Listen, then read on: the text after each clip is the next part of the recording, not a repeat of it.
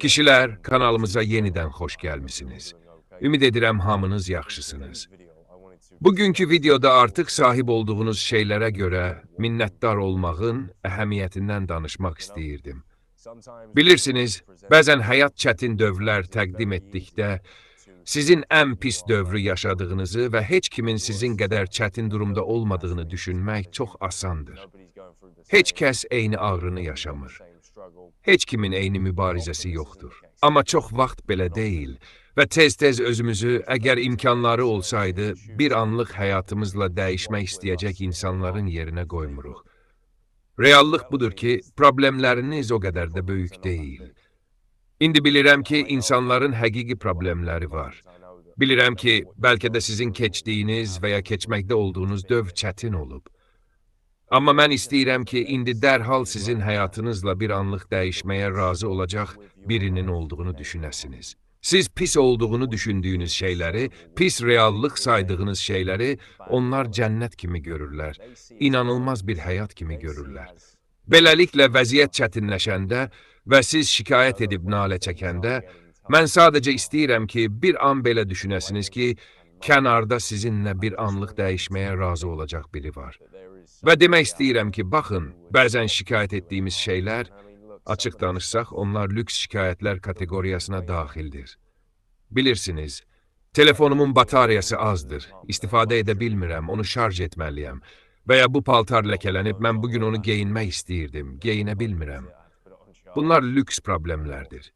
Siz partnyorunuzla mübahisə etmisiniz, ana və ata ilə münasibətiniz pozulub və ya iş yüklənməniz səbəbindən stres hiss edirsiniz. Bu arada, Nigeriyada yaşayan və indi yemək ala bilməyən, təmiz suya çatmaq imkanına malik olmayan, su götürmək üçün 5 mil piyada getməli olan bir adam var.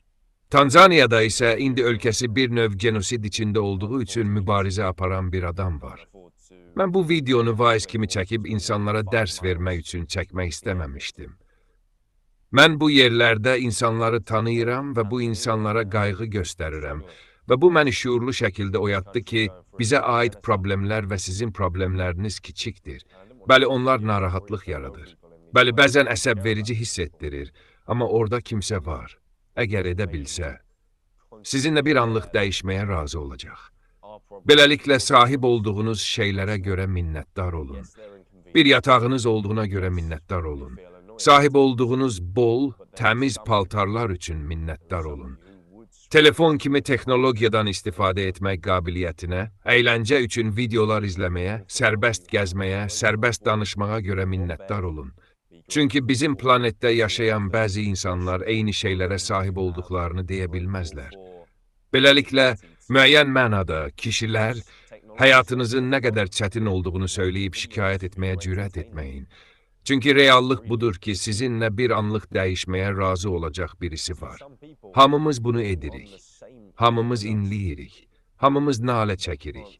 Amma özünüzü yoxlamalısınız.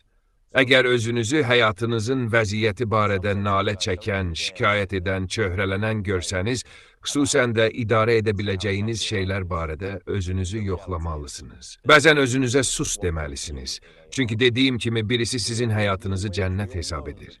Siz nifrət etdiyiniz həyat, həqiqətən dəyişmək istədiyiniz həyat, qaçmaq istədiyiniz həyat, başqası onunla dəyişmək üçün qolunu, ayağını verərdi. Beləliklə, bunu xatırlayın və sahib olduğunuz kiçik şeylər üçün minnətdar olun.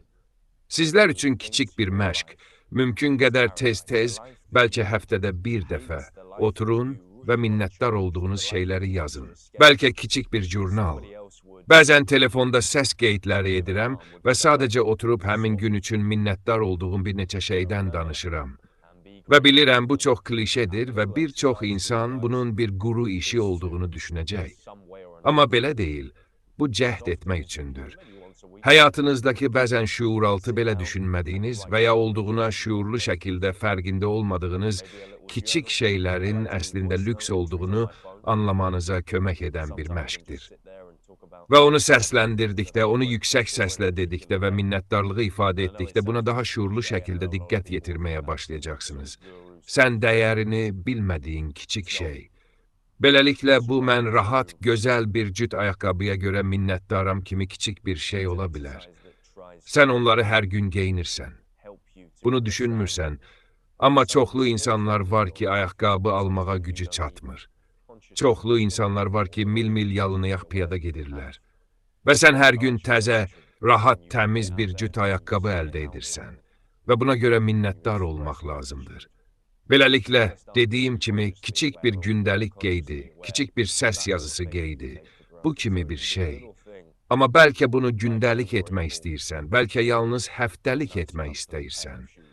O kiçik gündəlik qeydlərini etməyə başla və minnətdar olduğun şeylər haqqında yazmağa və danışmağa başla.